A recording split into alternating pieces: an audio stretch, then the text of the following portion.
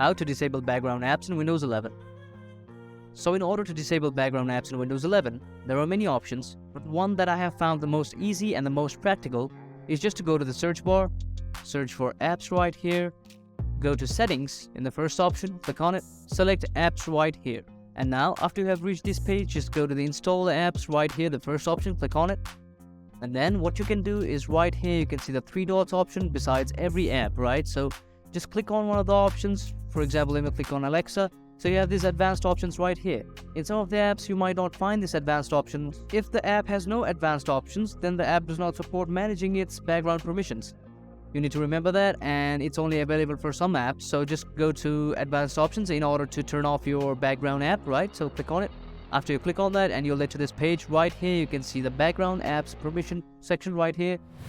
Just click on the drop down menu right here and then click on never. So after you click on this never option right here, your apps will stop running in the background, and then that's how you disable background apps in Windows 11. So that's it for today. Thank you very much.